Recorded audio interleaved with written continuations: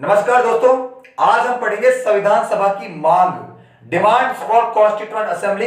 कब कब संविधान सभा की मांग उठी है, ठीक है। इससे पहले हम पढ़ चुके हैं जो पॉलिटी सब्जेक्ट है भारत की राज्य व्यवस्था, उसका इंट्रोडक्शन मतलब संविधान के बारे में हमने चर्चा की थी, और स्टेट कैसे बनता है, एक राज्य एक देश का निर्माण कैसे होता है, संविधान शब्द का मतलब क्या है, क्यों ये हम सब्जेक्ट पढ़ते हैं। उसके बाद हमने देखा था कि लोकतंत्र कितने प्रकार का होता है, और आज हम देखेंगे संविधान सभा की मांग। क्योंकि भारत का संविधान किसने बनाया है? संविधान सभा ने। तो संविधान को पढ़ने से पहले संविधान सभा के बारे में पढ़ना जरूरी है। और संविधान सभा में भी सबसे पहले क्या कि कब कब संविधान सभा की मांग उठी है, कब कब संविधान सभा की डिमांड की गई थी, ठीक है। तो पहला स्रोत संविधान सभा की मांग का पहला स्रोत है 1895। लोकमान्य बाल गंगाधर तिलक ने एक स्वराज्य विधेयक लेकर आए थे, ठीक है। लोकमान्य बाल गंगाधर तिलक के द्वारा स्वराज्य विधेयक लेकर आया गया था, और इस विधेयक के अंदर उन्होंने डिमांड की थी अधिकारों की, राइट्स की। क्या डिमांड की थी? Right to freedom of thoughts, expression and equality, ठीक है। सोचने की, अभिव्यक्त करने की और समानता की स्वतंत्रता का अधिकार होना चाहिए। भले ही हम आपके गुलाम हैं, लेकिन हमें इक्वल समझा जाए, समान समझा जाए, हमारा भी रिप्रेजेंटेशन होना चाहिए। 1895 की बात चल रही है, हमारी भी बात सुनी जानी चाहिए सभी सेक्टर्स के अंदर, ठीक है। हमें सोचने की भी आजादी होनी चाहिए और अभिव्यक्त, अपने आप को व्यक्त करने की भी आजादी होनी चाहिए। तो स्वराज विधेयक के माध्यम से बाल गंगाधर तिलक ने किस चीज की डिमांड की थी? अधिकारों की। क्या? सोचने की, अभिव्यक्त करने की और समानता की, स्वतंत्रता का अधिकार। अब चूंकि आज 75 साल हो गए हम इस सब्जेक्ट को, हम संविधान को एज ए सब्जेक्ट, एक विषय के रूप में पढ़ते हैं, तो हम इसको संविधान सभा की डिमांड में शामिल कर लेते हैं। वरना उस वक्त 1900 के बाद संविधान सभा का शब्द आया है। 1900 से पहले कोई संविधान शब्द नहीं चलता था, उससे पहले केवल स्वराज शब्द चलता था, ठीक है। उससे पहले केवल स्वराज शब्द चलता था। संविधान शब्द का इजाद 1900 के बाद हुआ है। तो चूंकि हम अब इसको एक सब्जेक्ट के रूप में पढ़ रहे हैं, तो इसको भी हम संविधान सभा की मांग में शामिल कर लेते हैं। वरना बाल गंगाधर तिलक ने डिमांड किसकी की थी? राइट्स की, अधिकारों की। और बाल गंगाधर तिलक ही थे जिन्होंने 1916 में डिमांड की थी कि एक नारा दिया था बड़ा ही फेमस, स्वराज मेरा जन्मसिद्ध अधिकार है और मैं इसे लेकर रहूंगा। Swaraj is my birth right and I will take it. ये नारा भी 1916 में बाल गंगाधर तिलक ने ही दिया था। लाल पाल बाल, ठीक है, बाल गंगाधर तिलक, लाला लाजपत राय और विपिन चंद्र पाल, ये तीनों के तीनों गर्म दल के नेता है, आपको पता है, ठीक है। उसके बाद जो दूसरा स्रोत मिलता है संविधान सभा का, वो है 1922। अब देखो 1922 में गांधी जी ने संविधान सभा की मांग नहीं की है, उन्होंने संविधान की मांग की है। एक्चुअली 1922 में गांधी जी ने स्वराज शब्द का मतलब समझाया है, क्योंकि इससे पहले स्वराज शब्द होता था स्वयं का राज होना, किसी दूसरे का गुलाम ना होना। तो गांधी जी ने कहा कि स्वराज, स्वयं का राज होना, मतलब संविधान, एक ऐसा कानून, ऐसा विधान जो सबसे बड़ा हो, ठीक है। एक ऐसा या कानून, एक ऐसा विधान होना चाहिए जो सबसे बड़ा हो। तो गांधी जी ने 1922 में कहा कि एक संविधान होना चाहिए भारत में, एक ऐसा संविधान होना चाहिए जो सबसे बड़ा हो, जो भारत के लोगों की इच्छा से बने और भारत के लोगों के द्वारा ही बनाया जाए। ऐसा नहीं है कि हम इच्छा तो जता दें और बनाने वाले अंग्रेज हो, तो वो तो रोज ही कोई ना कोई कानून बनाते रहते हैं, फिर तो देश का बेड़ा गर्क हो जाएगा। तो संविधान होना चाहिए, वो भारत के लोगों की इच्छा से बने और भारत के लोगों के द्वारा ही बनाया जाए, हमारे द्वारा ही बनाया जाए, ऐसा कहा था गांधी जी ने 1922 में। तो एक्चुअली गांधी जी ने स्वराज शब्द की व्याख्या करके संविधान की डिमांड की थी। भारत में संविधान हो, भारत के लोगों की इच्छा से बने और भारत के लोगों के द्वारा ही बनना चाहिए। उसके बाद जो अगला स्रोत मिलता है संविधान सभा की मांग का, वो है 1924। 1924 में स्वराज पार्टी ने संविधान सभा की मांग की है। स्वराज पार्टी की स्थापना आपको पता है किसने की है? मोतीलाल नेहरू और चित्तरंजन दास ने। 1923 में मोतीलाल नेहरू और चित्तरंजन दास के बीच में कांग्रेस के साथ इनका कुछ मतभेद हो जाता है, खटपट हो जाती है। उसके चक्कर में इन्होंने 1923 में बनाई थी एक पार्टी जिसका नाम था स्वराज पार्टी, और इस स्वराज पार्टी ने 1924 में संविधान सभा की मांग की है, ठीक है। और स्वराज पार्टी की स्थापना कहां हुई है भाई? इलाहाबाद में, ठीक है, यूपी के इलाहाबाद में इसकी स्थापना हुई है। उसके बाद जो नेक्स्ट डिमांड है वो है 1934। 1934 में भारत के एम रॉय मानवेंद्र नाथ रॉय ने संविधान सभा की मांग की है। 1934 में मानवेंद्र नाथ रॉय रॉय ने संविधान सभा की मांग की है और यही संविधान सभा की मांग का पहला डिमांड थी लिखित रूप से। ठीक है, लिखित रूप से ऑफिशियली रॉय ने अंग्रेजों से कहा कि भारत में संविधान सभा का निर्माण करवाया जाए। तो अगर आपके एग्जाम में क्वेश्चन आता कि सबसे पहले संविधान सभा की मांग किसने की, वो है रॉय। अगर डेट नहीं डाले तो ठीक है, डायरेक्ट एग्जाम में क्वेश्चन आता है कि सबसे पहले संविधान सभा की मांग किसने की है, वो है रॉय ने, क्योंकि इन्होंने लिखित रूप से मांग की थी। ठीक है, ये जो तीन आपको दिखाई दे रहे हैं, देखो बाल गंगाधर तिलक तो वैसे ही आउट है, इन्होंने संविधान सभा की कभी मांग ही नहीं की, इन्होंने अधिकारों की मांग की थी।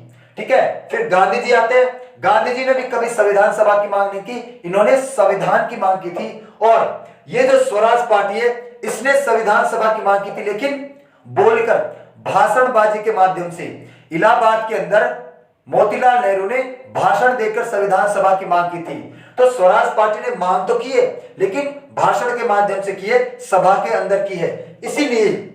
इसीलिए जो पहली डिमांड का स्रोत है वो है एम रॉय। तो एग्जाम में अगर क्वेश्चन आता है कि सबसे पहले संविधान सभा की मांग किसने की है, वो है एम रॉय, क्योंकि स्वराज पार्टी ने की जरूर है, लेकिन वो भाषण के माध्यम से। इसलिए कमीशन, यूपीएससी, एसएससी, हर कोई कमीशन किसको आंसर मानता है, एम रॉय को। लेकिन एक बात मैं रिपीट जरूर कर देता हूं, अगर डेट देकर पूछे कि 1895 में संविधान सभा की मांग किसने की, तो बाल गंगाधर तिलक ने। ठीक है, 1924 में संविधान सभा की मांग किसने की, स्वराज पार्टी ने। 1934 में, ठीक है, 1934 में संविधान सभा की मांग किसने की, एम रॉय ने। लेकिन डायरेक्ट विदाउट डेट आ जाता है, कोई डेट नहीं डली हुई है, तब आपको लगाना है डायरेक्ट एम रॉय, बिना सोचे समझे। ठीक है, और एम रॉय बहुत ही खतरनाक आदमी है भाई। क्यों है खतरनाक आदमी? ये वही इंसान है जिसने कम्युनिस्ट पार्टी ऑफ इंडिया की स्थापना की है। देखो, कम्युनिस्ट एक विचारधारा है, ठीक है, एक कॉन्सेप्ट है, समाजवादी विचारधारा। ये रशिया में इजाद हुआ था इसका। ठीक है, इसका इजाद रशिया में कार्ल मार्क्स ने किया था।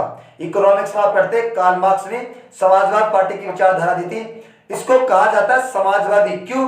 क्योंकि सिंगल पार्टी सिस्टम होता है, पूरे के पूरे देश में एक ही पार्टी है, कोई दूसरी पार्टी पनप ही नहीं सकती है। ठीक है, उसको कहा जाता है समाजवादी विचारधारा या कम्युनिस्ट पार्टी सिस्टम, जो रशिया में है, चाइना में है। ठीक है, तो एम रॉय साहब रशिया जा पहुंचे और रशिया जाके उनको अच्छा लगा, तो इन्होंने कम्युनिस्ट पार्टी ऑफ इंडिया की स्थापना की, लेकिन भारत में नहीं की है, ध्यान रखना।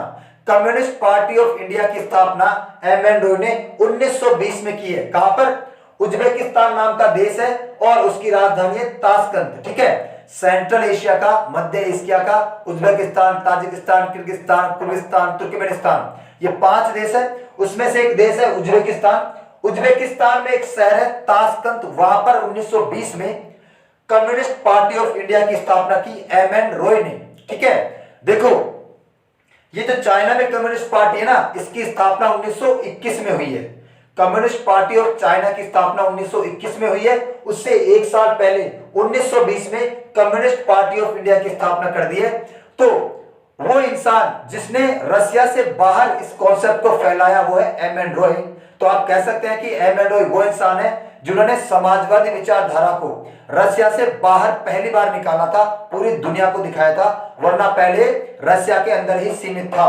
तो 1920 में कम्युनिस्ट पार्टी ऑफ इंडिया की स्थापना ताशकंद, उज्बेकिस्तान में। और भारत में इसकी स्थापना कब हुई, ये ध्यान रखना। भारत में इसकी स्थापना होती है 26 दिसंबर 1925 में। 25 के अंदर कानपुर के अंदर पहली सभा होती है कम्युनिस्ट पार्टी ऑफ इंडिया की। तो कानपुर में पहली सभा होती है, इसीलिए भारत में इसकी स्थापना कब माना जाता है, 26 दिसंबर 1925। तो अगर एग्जाम में क्वेश्चन आए कि भारत में कम्युनिस्ट पार्टी की स्थापना 1925 में, लेकिन 5 साल तक ये पार्टी इस नाम से ताशकंद में चलती रही है, ये इसका बैकग्राउंड है जो आपको पता रहना चाहिए। ठीक है, वरना भारत में 1925 में इसकी स्थापना हुई है। ठीक है, तो भारत में एक से एक महान लोग हुए हैं। ठीक है, इसके अलावा हमारे सुभाष चंद्र बोस पट्टाभी सीतारमैया को हरा देते हैं। सुभाष चंद्र बोस निर्दलीय कैंडिडेट है और कांग्रेस ने पट्टाभी सीतारामैया को खड़ा किया 1938 में, ठीक है। तो पट्टाभी सीतारामैया को हरा दिया और ये जीत गए। अब फिर से गांधी जी ने वही रोना समूह बना लिया कि सुभाष चंद्र बोस तुमने मेरे कैंडिडेट को कैसे हराया, ठीक है। गांधी जी के प्रिय कैंडिडेट पट्टाभी सीतारामैया को कैसे हरा दिया तुमने। गांधी जी नाराज हो गए और वही अपना सत्याग्रह स्टार्ट कर दिया कि सुभाष चंद्र बोस तुम्हें इस्तीफा देना पड़ेगा। मैंने सेलेक्ट किया है पट्टाभी सीतारामैया को, तुमने हरा कैसे दिया। और गांधी जी धरने पर बैठ गए और देखो सुभाष चंद्र बोस गांधी जी को बड़ा मानते थे, तो उन्होंने फिर इस्तीफा दे दिया कि ये लो मैं इस्तीफा देके जा रहा हूं। और उसके बाद सुभाष चंद्र बोस का मूड खराब हो गया, वो जा पहुंचे जर्मनी। जर्मनी किससे मिलने, तानाशाह हिटलर से मिलने। सुभाष चंद्र बोस जर्मनी जा पहुंचे 1939 में तानाशाह हिटलर से मिलने। आपको पता है भारत से जर्मनी यहां पड़ता है। अब यहां पर जर्मनी में जाके सुभाष चंद्र बोस रिसेप्शन पे बैठ गए और रिसेप्शन पे बैठ के इंतजार करने लगे। अब हिटलर मिलने आया। हिटलर ने कहा कि हेलो सुभाष। सुभाष चंद्र बोस ने भी हाथ बढ़ाया, हेलो सर। फिर सुभाष चंद्र बोस ने कहा कि असली हिटलर को भेजो भाई, तुम असली हिटलर नहीं हो। फिर दूसरा हिटलर आया, दूसरा हिटलर आके भी बोलता कि हेलो सुभाष। फिर सुभाष चंद्र बोस ने हाथ बढ़ाया, ठीक है। और फिर सुभाष चंद्र बोस ने कहा कि हेलो, लेकिन असली हिटलर को भेजो। 3-4 बार ये रिपीट होता गया। अंदर बैठा था हिटलर। जैसे ही हिटलर को पता चला कि बाहर कोई ऐसा आदमी आ रहा है जो नकली हिटलर को पहचान जा रहा है बार बार, क्योंकि हिटलर को क्या कि भाई हमेशा खौफ रहता था मृत्यु का, ठीक है। तानाशाह था, जान का खतरा रहता, तो 8-10 क्लोन रखता था, अपने पुतले रखता था, मुखौटा पहना के आदमी रखता था और इनको इधर उधर के छोटे कामों में भेजता था, क्योंकि जान का बहुत ज्यादा खतरा रहता था। अब इस बार हिटलर खुद आ गया और हिटलर आके ऐसे खड़ा हो गया रोब रूप में, ठीक है। और हिटलर हमेशा आर्मी की ड्रेस में, हमेशा वो इंसान सोते जागते उठते बैठते खाते पीते हमेशा आर्मी की ड्रेस में, और वो डबल अंदर हमेशा बुलेट प्रूफ जैकेट पहनता था, सर्दी गर्मी बरसात कोई भी मौसम हो, क्योंकि जान का बड़ा खतरा रहता था उसे। हिटलर आके ऐसे खड़ा हुआ। इस बार सुभाष चंद्र बोस ने हाथ बढ़ा लिया, हेलो सर कैसे हैं आप। हिटलर का दिमाग खराब। हिटलर ने पूछा कि तुमने पहचाना कैसे कि मैं ही असली हिटलर हूं। भाई तुमने पहचाना कैसे मैं असली हिटलर हूं। तो फिर सुभाष चंद्र बोस ने कहा कि साहब आप जैसा रुतबा रखने वाला आदमी, इतना सुना मैंने आपके बारे में, इतना महान आदमी पहले कैसे हाथ मिला सकता है, पहले कैसे झुक के हाथ मिला सकता है। जितना मैंने हिटलर के बारे में सुना, वो तो महान आदमी है, इतना बड़ा है, किसी के सामने झुकता नहीं है। आपसे पहले वो 2-3 आए थे, उन्होंने पहले हाथ बढ़ाया है, इसलिए मैंने कहा कि हिटलर कभी किसी के सामने झुकता नहीं है, हाथ नहीं मिलाता। हिटलर को चढ़ा दिया साहब झाड़ के पेड़ पे। सुभाष चंद्र बोस ने हिटलर को पढ़ा दिया खजूर के पेड़ पे और हिटलर चढ़ भी गया। और हिटलर ने कहा कि सुनो सुभाष, हम आपसे बहुत प्रसन्न हैं और आपकी डिमांड क्या है। तो फिर सुभाष चंद्र बोस ने कहा कि मुझे कुछ सहायता चाहिए, ठीक है, आपसे कुछ हेल्प चाहिए। तो आपको पता है कि जर्मनी यहां है, इंडिया यहां है, तो उस वक्त द्वितीय विश्व युद्ध स्टार्ट हो गया था और द्वितीय विश्व युद्ध में जापान, ठीक है, जापान ये रहा, जर्मनी ये रहा और इटली ये रहा, तीनों एक तरफ लड़ रहे थे, बाकी दुनिया एक तरफ थी। ध्रुवी राष्ट्र, एक्सिस कंट्रीज बोलते हैं इनको, ध्रुवी राष्ट्र, ठीक है। जापान, जर्मनी और इटली एक तरफ थे द्वितीय विश्व युद्ध में और एक तरफ पूरी दुनिया थी। तो हिटलर ने कहा कि देखो भाई इतनी दूर हूं, मैं तो सहायता कर नहीं पाऊंगा, लेकिन एक मित्र राष्ट्र है जापान, मेरा एक बहुत ही घनिष्ठ मित्र जापान, वो तुम्हारी मदद करेगा, वहां तुम चले जाओ। उसके बाद आपको पता है कि आजाद हिंद फौज और जापान ने मिलकर ब्रिटेनियों को पकड़ पकड़ के ठोका है भाई, ठीक है।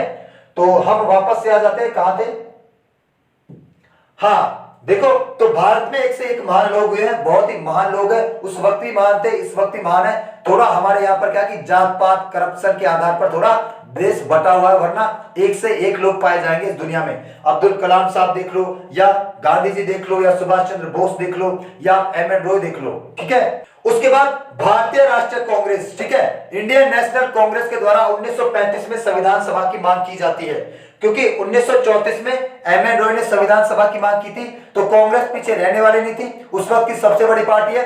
कांग्रेस ने 1935 में संविधान सभा की मांग की कि भारत में संविधान सभा होनी चाहिए। आप सभी को पता है 28 दिसंबर 1985 को ए.ओ. ह्यूम के द्वारा मुंबई के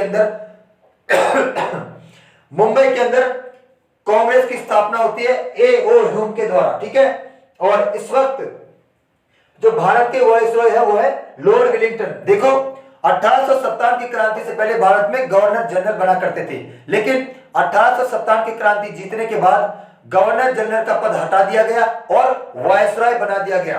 तो वायसरॉय कौन है? ठीक है, वायसरॉय सबसे बड़ा प्रशासनिक पद होता था अंग्रेजों का गुलामी के टाइम पे।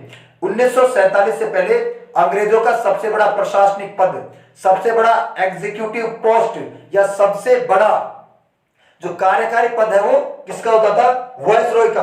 1857 की क्रांति के बाद पहला वायसरॉय कौन बना था? लॉर्ड कैनिंग 1858 के अंदर। ठीक है, तो 1935 में जो वायसरॉय है वो कौन है? Lord Willingdon. तो ये जो राष्ट्रपति भवन है इसके अंदर ये बैठता था, ये वायसरॉय का ही कार्यालय होता था। ठीक है, राष्ट्रपति भवन जो आज का है, पहले इसका नाम क्या था? Viceroy house. राष्ट्रपति भवन का पुराना नाम वायसरॉय हाउस था। 1947 में हम आजाद होते हैं और 1947 में आजाद होने के बाद हमने वायसरॉय का पद हटा दिया। हमने कहा हम गणतंत्र है, हमारा एक मुखिया होगा और उस मुखिया को हम राष्ट्रपति कहेंगे। ठीक है, तो वायसरॉय हाउस का नाम बदलकर प्रेसिडेंट हाउस रखा गया है, राष्ट्रपति भवन रखा गया है। इस बात का भी आपको पता रहना चाहिए। उसके बाद अगली डिमांड होती है 1940 में। 8 अगस्त 1940 को अगस्त प्रस्ताव आता है भारत में। अगस्त में आया था, इसलिए इसका नाम है अगस्त प्रस्ताव। अब यहां पर अंग्रेज मजबूर है डिमांड मानने के लिए। 1940 में अंग्रेज मजबूर है डिमांड मानने के लिए। कैसे है मजबूर? देखो क्या रीजन है मजबूरी के। आप सभी को पता है 1939 में द्वितीय विश्व युद्ध स्टार्ट हो गया। 1939 से लेकर 1940 तक द्वितीय विश्व युद्ध चल रहा है। 1 साल हो गया है द्वितीय विश्व युद्ध चलते चलते। सेकेंड वर्ल्ड वॉर चलते चलते 1 साल हो गया है। और आपको पता है युद्ध में पानी की तरह पैसा बहता है। तो पहला रीजन, अंग्रेजों की इकोनॉमी कगार पे आ गई है। 1 साल युद्ध लड़ते लड़ते हो गया है। ये जो अमेरिका है, रशिया है, बाकी कंट्रीज बाद में शामिल हुए हैं ब्रिटेन के साथ। पहले ब्रिटेन अकेला ही लड़ रहा था। ठीक है, तो 1940 हो गया है, 1 साल लड़ते लड़ते हो गया 39 से 40, पैसा खत्म खजाने में। दूसरा रीजन, इस वक्त 1940 में ब्रिटेन के कंट्रोल में 50 से ज्यादा देश, जिनको आज हम क्या बोलते हैं? कॉमनवेल्थ नेशंस या राष्ट्रमंडल देश के नाम से जानते हैं। तो राष्ट्रमंडल देश या कॉमनवेल्थ नेशन ऐसे देशों का समूह है जिन पर कभी ब्रिटेन ने राज किया है। तो 1940 से 50 से ज्यादा देशों को संभालना है। और तीसरा रीजन क्या है? लड़ने के लिए सैनिक नहीं है ब्रिटेन के पास। ब्रिटेन की मुट्ठी भर जनसंख्या, लड़ने के लिए सैनिक नहीं है। तो उसको पता है कि इन 50 देशों में सबसे ज्यादा कैपेसिटी है भारत के पास, क्योंकि भारत की जनसंख्या सबसे ज्यादा है। तो सबसे ज्यादा सैनिक हमें कहां से मिल सकते हैं? भारत से। इनमें यहां पर ब्रिटेन का इंटरेस्ट है। ठीक है, यहां पर ब्रिटेन अपने बेला फसला के हमें मजबूर करेगा ये कहने के लिए कि आप हमें सैनिक दे दो, हम आपकी डिमांड मान लेते हैं संविधान सभा की। ठीक है, चौथा रीजन क्या है? चौथा रीजन है कि यहां पर इस एरिया के अंदर आजाद हिंद फौज और जापानीज मिलकर ब्रिटेन को दबा के पीट रहे हैं। ठीक है, आजाद हिंद फौज और जापान मिलकर ब्रिटेन को खदेड़ रहे हैं, पीट रहे हैं, मार काट रहे हैं। तो 4 रीजन है यहां पर। ब्रिटेन मजबूर है यहां पर यह कहने के लिए कि संविधान सभा की बात मान लेंगे। पहला रीजन, द्वितीय विश्व युद्ध चल रहा है, इकोनॉमी तबाह हो गई है। दूसरा रीजन, 50 से ज्यादा देशों को संभालना है। तीसरा रीजन, लड़ने के लिए सैनिक चाहिए। और चौथा रीजन, बगल में आजाद हिंद फौज और जापान मिलकर ब्रिटेन को खदेड़ रहा है। और यहां पर कौन है? ब्रिटेन का प्रधानमंत्री 1940 में कौन है भाई? चर्चिल। ठीक है, तो चर्चिल ने इस वक्त वहां का वायसरॉय है भारत का लॉर्ड लिनलिथगो। 1940 में चर्चिल प्रधानमंत्री है। वही चर्चिल जिसने गांधी जी को क्या कहा था? अधनंगा फकीर, हाफ नेकेड फकीर। गांधी जी को किसने कहा था? चर्चिल ने। यही इंसान 1940 में प्रधानमंत्री बनता है।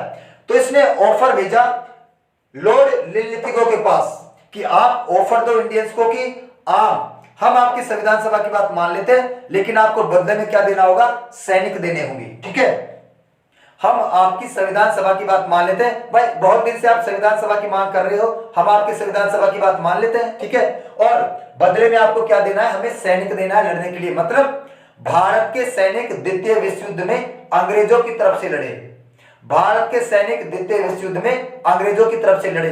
ठीक है, तो इसका सभी ने विरोध किया भाई। ठीक है, गांधी जी ने भी विरोध किया है। लेकिन मैं एक मूवी देख रहा था जिसके अंदर सुभाष चंद्र बोस, मतलब राजकुमार राव की मूवी है, उसमें सुभाष चंद्र बोस का एक डायलॉग है कि वो सुभाष चंद्र बोस गांधी जी जब कहते हैं कि गांधी मुझे ये बताओ कि तुमने अकेले इस बात का फैसला कैसे किया कि भारत के सैनिक द्वितीय विश्व युद्ध में अंग्रेजों की तरफ से लड़ेंगे। ठीक है, तो ये बात गलत है, गांधी जी ने इसका विरोध किया है।